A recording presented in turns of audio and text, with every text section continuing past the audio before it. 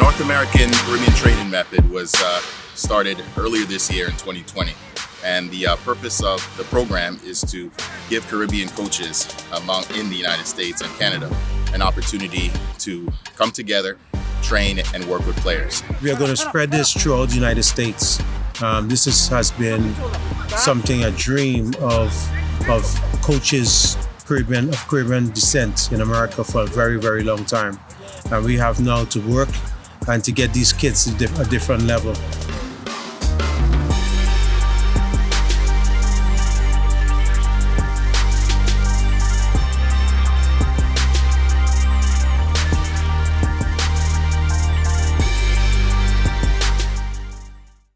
So I want to welcome everybody to the Black Soccer Membership Association podcast. It's now a video. Before we were pretty much a podcast just by radio. So now we've got an opportunity to sit and talk to some of our guests. And I've got a guest today that a lot of you all are familiar with. An article has been written on him. And we also did a podcast as well.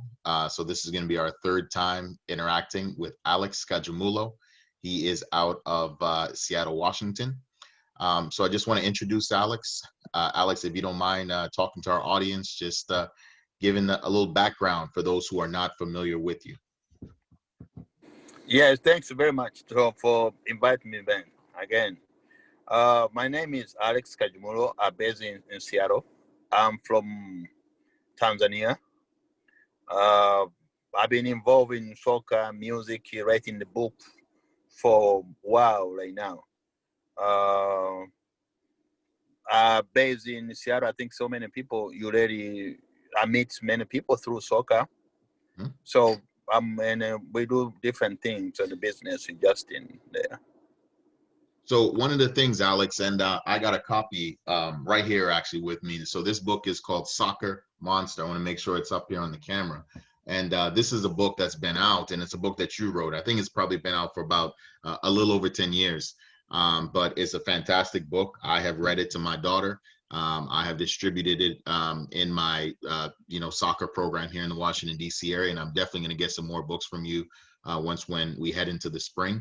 Can you tell us a little bit more about the book? What inspired you to write Soccer Monster? What was the purpose behind it? Yes, thanks. Yes, when I moved in U.S., that time it was no soccer big time. No soccer around. So people, they have no basic skills how to play the game. I moved before. I was in D.C., Maryland area when I moved here. I play with a lot of Jamaica, Trinidadian, whatever. And we used to play in we went to Washington, Mall. So we play all over with Caribbean people and Africans. We used to play there. So when I moved to Seattle, a lot of people, they didn't know how to play these games. They didn't know how to teach the games. And most people was play here where I moved in Washington. There's no too many black people play. It was the British, European people playing the game. So I want to help people, the parents who don't know the game, the grandparents, or anybody who never played the game, they can lead the basic and to teach their children, because that time it was not too many coaches who can coach their kid because they don't know the game. So the book was written to help everybody understand the game and to inspire the kids to know about the game. So if you like the 3, 5, 6, 7 years old, you can read the book to the bedtime. So you start to influence the kid to understand the basic skills of the game. Parents understand, the mom, the grandparents, whatever. And as you see, there's two characters there. There's the guy, mm-hmm. and there's the female. For everybody to see. Yep. So everybody, and then on the other area, you find there's the Jewish, there's the Asian, there's the Latinos, whatever, in the different. Because the soccer, is a people's game, mm-hmm. So I wanted to involve those characters. Everybody has a niche in this game because it's a world game. So, and to teach inside the book gender equality, right? So as you see the soccer monster and the Twigger, he had so much, they're similar in skills, right? Mm-hmm. There's also to have the girls and the boys to play together without look at the girl as a sex symbol, right? You understand what I'm saying? So they can, have fun together to play. That's what the book was there, but to inspire the kid, to teach the parent, to teach the mom, to teach the dad, and lead the book to the kid, plus gender equality between the social justice. And that's very interesting, right? Especially in a time like this. I know with the George Floyd incident that happened earlier this year, we started to see a shift in terms of how the U.S. population and even the world was looking at the social injustices that we have going on in this country, in addition to the racism in this country that's been around for centuries. So this was really, really great that this book came out, and it really brought soccer to the forefront. Looking at soccer and seeing that we play a game that is I think I lost you there, Alex, on the video, but just want to make sure you can still hear me. I'm here. Yes, I can hear you. You can still hear me. Okay. All right, great, no problem. But just seeing that we are all a part of a game that is the world game. Every 4 years, whether it's the women's game or the men's game, everybody comes together and we all celebrate, whether we all back Brazil or we back England or whomever. But that's the one sport that can bring people together, even if it's for a temporary time. That's something that's fantastic. So that kind of transitions us into Black Lives Matter. I know that you are a staunch supporter of the group. Correct me if I'm wrong. And I know this is kind of where, right. And I think this is kind of where you and I we share a lot of similarities, and we have a lot of things that we discuss, off the record. But this is kind of where you and I maybe differ slightly. I'm in support of the Black Lives Matter movement, especially back in 2014. I thought they did an outstanding job in terms of bringing an issue to the forefront. My only problem is that I don't think it's expanded since then. I think us as a community, we've got a lot of issues. We've got issues in terms of financial issues where a lot of our businesses cannot get access to capital. I think it's something like 3 million Black businesses out there, and we can't get access to capital, right? So I wish they would kind of expand on that. But I'm going to, put the forum in your hands and kind of tell me a little bit why you are such a supporter of the group.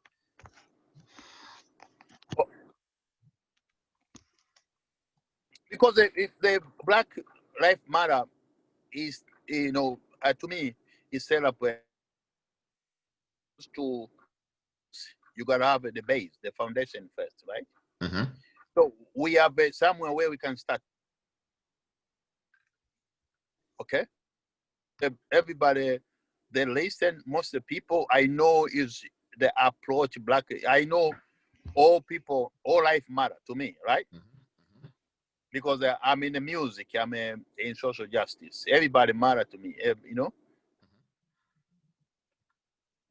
the Black people. But that is what I like about Black Lives Matter. They set up the base, the foundation, so we can start the dialogue with other people, with all the problem we have. But we have a starting point how to talk about the problem. Mm-hmm. That's it. That's definitely a starting point. But I would say, at what point in time, 6 years later, do you move on to the next point? We do know that police brutality is something that is a big issue in this country, but would you classify it as a major issue? Yes. As opposed to, say, homelessness among Blacks or just wealth? I was actually speaking with I was on a platform with the U.S. Black Chamber of Commerce president, and he mentioned something to the extent of there are 22 million white millionaires in this country, but there's only 35,000 Black millionaires. And that's a big, big issue in terms of building wealth in your community. So, I mean, is that something you think that they should be thinking about, talking about moving forward? Because I'm not necessarily hearing that from them. First, we need to teach our black people how to do business. Because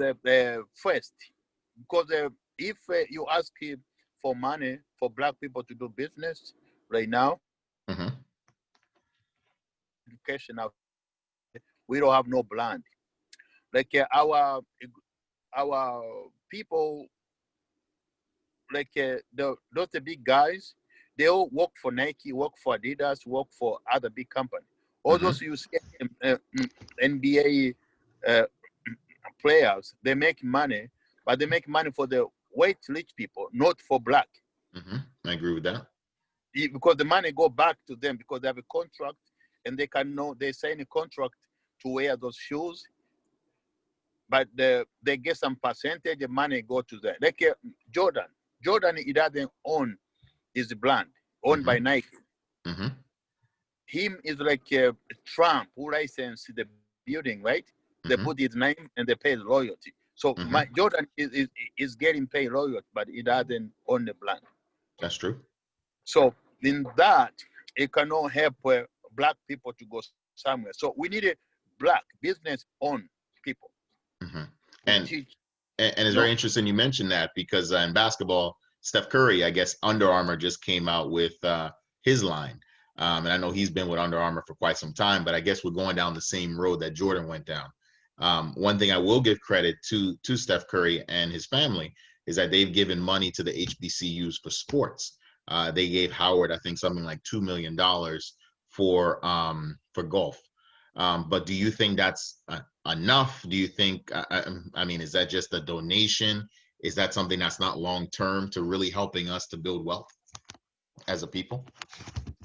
That money you're gonna make Steph Curry little rich, okay?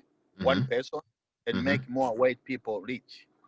Because most of the money go to the white people and they come from black people. Because the black people, they think they're buying Steph Curry product or they buy Jordan product. They don't know they're buying white people product. Because you have a Jordan or Steph Curry, they put the front line like Mickey Mouse, you know? Money, Mickey Mouse, he doesn't make money for Mickey Mouse, he make money for Disney. For Disney, right, correct. Yeah. Okay? Yeah. So we have so many Mickey Mouse in the black community. They don't know that they're making money for the rich people. They're being used, their front line to make money for those. And that as we get money, go buy Jaguar, whatever, go buy cars, but most of the money stay in the white community. So that's a very good point. The one big problem is like this. College, they don't pay players. Okay, so you have these black players who've been working for a long time in college, play, and before they get signed, if they are good, Nike buy them shoes. Okay, make shoes for them, or give them a contract to wear their shoes. And after you're done, they give like 10 years if you play NFL, 10 years or 15 years non-compete, right? So even if you get injured, you cannot start your own brand because you have non-compete contract. A non-compete clause, yeah. Interesting. Yeah, yeah. So they wait after if you play the football, after you retire 5 years, people they forget about you anyway. That's true. Okay, so you cannot start your own brand. So we need to start our own stuff. Okay, like you see the World Cup, NBA World Cup, whatever you see the basketball World Cup. They all Nike, Adidas, Puma. White people, black people, they're playing. That's right. That's true.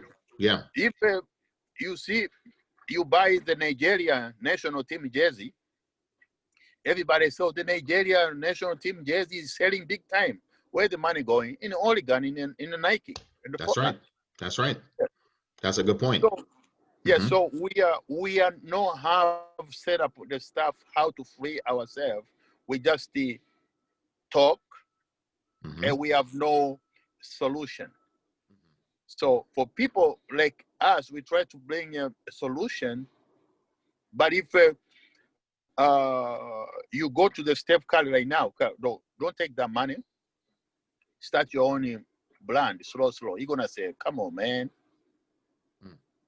you know. Yeah, yeah. I mean, that's a good point. And that's why I credit a guy like LeVar Ball. A lot of people don't like him, but LeVar Ball, I don't know if you're familiar with him, but he's got 3 sons now playing in the NBA. But he started the Big Baller brand, and a lot of people laughed at it. And like starting a brand is a very, very hard thing. I know that you have one, and we'll talk a bit more about that pretty soon. But he started it, he got it going. And he said, to hell with Nike, to hell with Adidas, to hell with everybody else. I want to do something for my family, and I want to build it for my family, which I think was a great stand. I think his sons may have lost a few million in it, but it's a matter of having what's for you and not giving it to somebody else. So that kind of transitions me into asking you about your brand and the stuff that you're doing right now with Kajumulo World. If you can kind of fill us in, what do you sell? What type of products, and where are your products currently? My product, I make a lot of stuff exactly like Nike, Adidas, sportswear gear, right? The stuff, but I'm not like Adidas or Nike. I'm still so far away from that. Right. But when I started my brand, the this Nike was not in soccer business. Mm-hmm. Okay. Oh, Under Armour, they come to me to partner with me. Hmm. They offered you some money, I believe, right? Didn't they? Okay. Yeah. Yeah. Mm-hmm. They come. They wanna. I say no. Okay. Nike, you wanna buy me out? The 2004, they offer me to buy my logo. That's a logo and everything, and I don't compete with them anymore. They Mm-hmm. offer me 4 million. Okay. Mm-hmm. I turn them down. I said no. And at that time, I have the business partner. Mm-hmm. So the business partner got mad. He sued me because I don't Mm-hmm. want to sell the stuff. Mm-hmm. Okay, so we have to go to court. We settle. The court give me time to pay the guy off. So I work very hard to find the money to pay him off. Now I intellectual the property. Okay. Mm-hmm.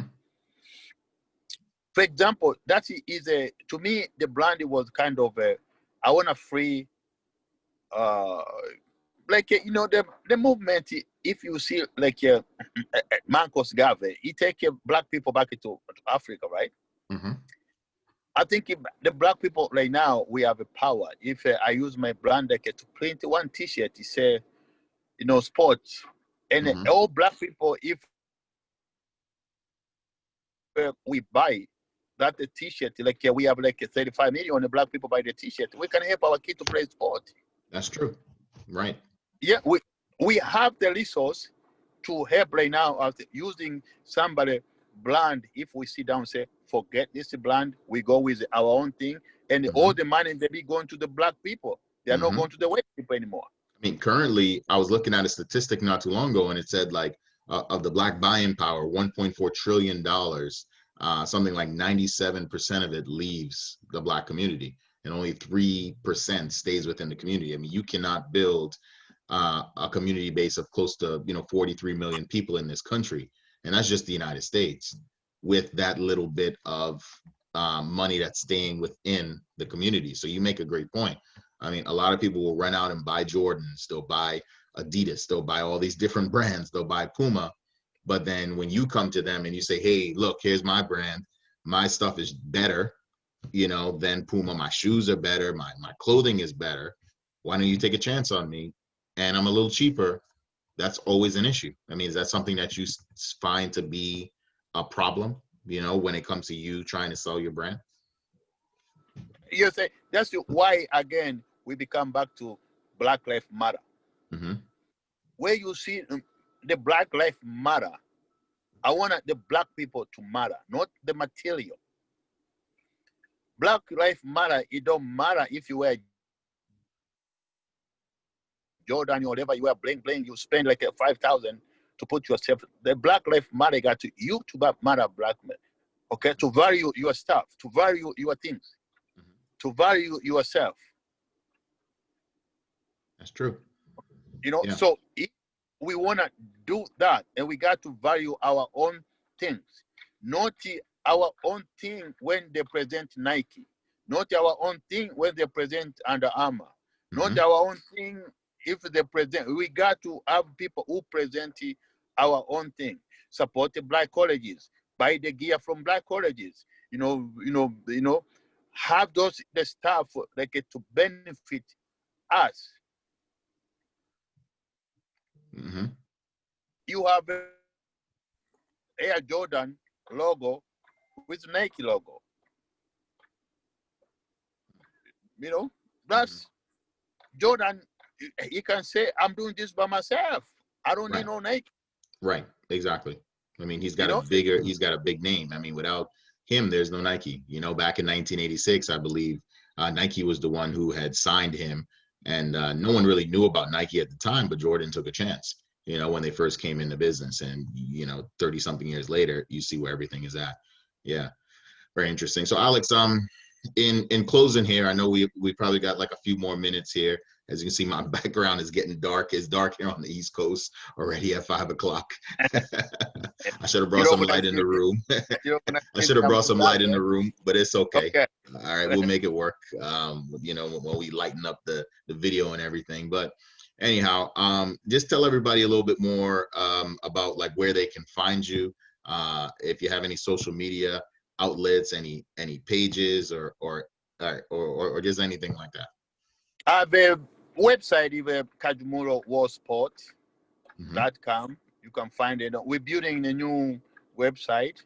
Right now, we're gonna start sponsor a lot of African nations. Okay. You know, Jamaica. You know, I helped in Jamaica. My brand was very big in Jamaica. You know, I helped to put a women program together, and that was sponsored. Siba, Wadada, whatever. So I done so much stuff around, and then I used to sponsor black college too before my business partner, sue me, want to take my company, so I have to fight him to get my logo and my stuff back, So now we're in a better position, and the book again, buy the book, because where you support this stuff, the money go back to the black community. Because this is the only way we're gonna fight to have the power, not by begging them, by using our own stuff to gain a power, so we can have a voice. Right. You know. Right. So if it, like, for example, black people right now, they wanna Joe, right, to pick the cabinet, to be in a politics. Politics, all those politicians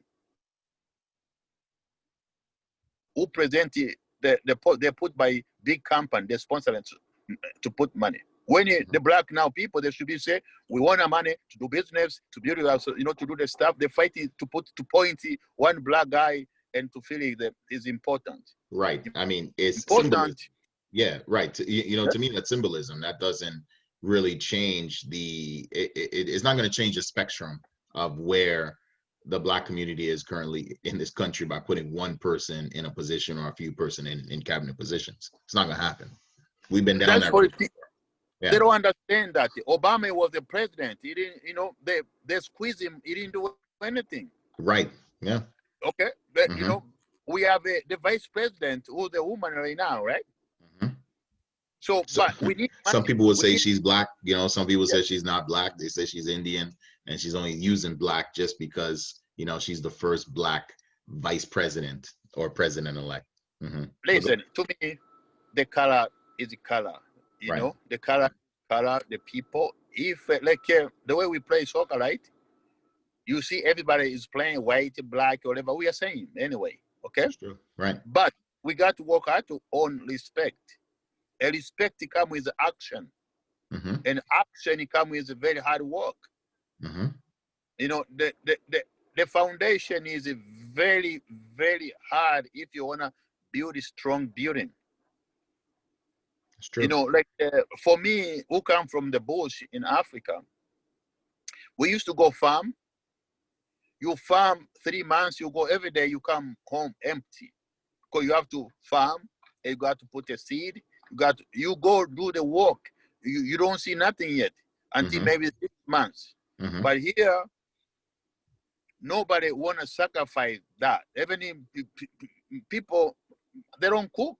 They just go buy fast food. They go, you know, cook in the microwave. Mm-hmm. So they need fast pace. We black people, we need to go back to the root. Our our ancestors, they fight very hard, and us, we need to have to build some foundation so we can build the legacy. Because one time we are going to be the ancestor too for our Right. children and grandchildren, right? That's right. So what we leave behind them? That's the question. That's the Yeah. question. It's a great, I mean, that's a great way to end this segment. I mean, that's an excellent question. And that's something that we have to all think about. You know, we can't think about us right now in the present. We got to think about the future and generations from now. You know, that's why you've got families who own businesses, you know, the Rockefellers and others who have had, you know, money for decades. And these kids are never going to go poor as long as, you know, they follow what I guess the families have told them what to do, you know. So you make a good point, Alex. And I want to thank you, you know, for coming on to the show again. I'm definitely going to, you know, bring you back again. I think this is just going to be one of many video interviews as your brand, Kajumulo World, continues to evolve. As the book, I'm going to put it up one more time, Soccer Monster by Alex Kajumulo. This is an excellent book. I've bought, you know, about 20 something copies, and I'm going to get another, you know, 50 something, you know, copies going into the spring season. So I definitely recommend that anyone who's a coach, a parent, a kid, anyone listening, definitely get this book. It's a fantastic book. So Alex, I want to thank you again, and I look forward to having you on the show again. One love. Thanks very much, man. No You know, worries. let's keep fighting. Black. We're gonna Absolutely. get there. Keep fighting. We have to. Okay, Alex, take care, man. Thanks, All right. man. Talk to you, brother. Bye. All right. Bye. Bye.